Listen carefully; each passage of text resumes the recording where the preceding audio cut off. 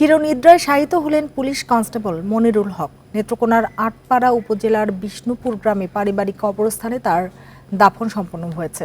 এর আগে বেলা 11টায় স্থানীয় ঈদগাহ মাঠে তার জানাজায় অংশ নেন সহকর্মী, আত্মীয় স্বজন ও গ্রামবাসী। বিষ্ণুপুর গ্রামের বীর মুক্তিযোদ্ধা শামসুল হকের ছেলে মনিরুল 6 ভাই বোনের মধ্যে সবার ছোট। তার এই মৃত্যুর খবরে পুরো পরিবার শোকে বাকরুদ্ধ।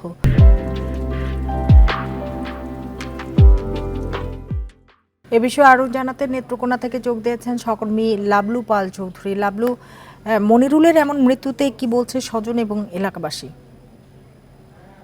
দেখুন যে গতকাল রাতে যখন এই মনিরুলের লাশ নেত্রকোনা জেলার যে আটপাড়া উপজেলার বিষ্ণুপুর গ্রামে এসে পৌঁছানোর পরেই কিন্তু আসলে সেখানকার যে তার যে স্বজন রয়েছে, আত্মীয় স্বজন রয়েছে, তার স্ত্রী রয়েছেন, মা আছেন এবং তার ভাইয়েরা আছেন, এছাড়াও যে এলাকাবাসী সবাই কিন্তু এসে এখানে কিন্তু আসলে ভিড় জমান।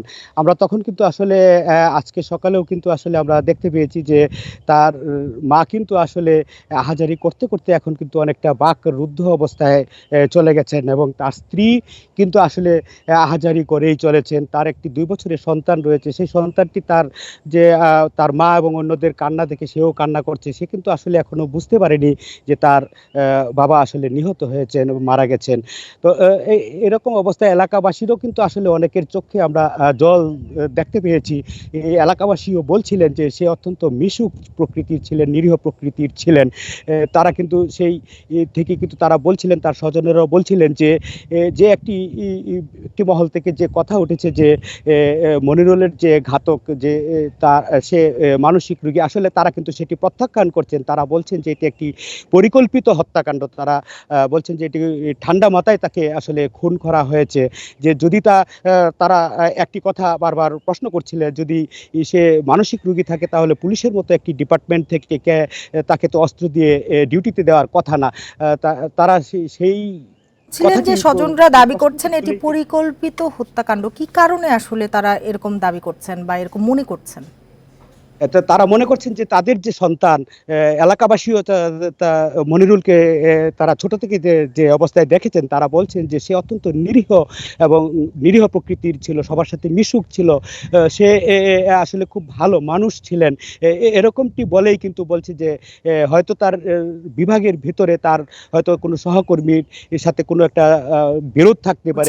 আরেকটি বিষয় একটু জানতে চাই যে কাউসার কি মনিরুলকে আগে থেকে চিনতেন কিনা, মনিরুলের সঙ্গে কাউসারের কোনো একই ইউনিটে কাজ করতেন বা এমন কিছু পূর্ব পরিচিত বা পূর্ব কোনো শত্রুতা ছিল কিনা, স্বজনরা কি বলছেন? স্বজনরা কিন্তু আসলে এতটা তারা জানতেন না যে ওইখানে যে তার ঘাতক, তার সাথে তার বিরোধ ছিল কিনা কিংবা তার পূর্ব পরিচিত ছিল কিনা, তারা সেটি কিন্তু তারা বলতে পারেননি। তারা শুধু বলছিলেন যে তাদের সন্তান এবং এলাকাবাসী তারা বলছিলেন যে আমরা যতদূর মনিরুলকে চিনি যে সে কিন্তু আসলে খুব নিরীহ এবং মিশুক প্রকৃতির ছিল।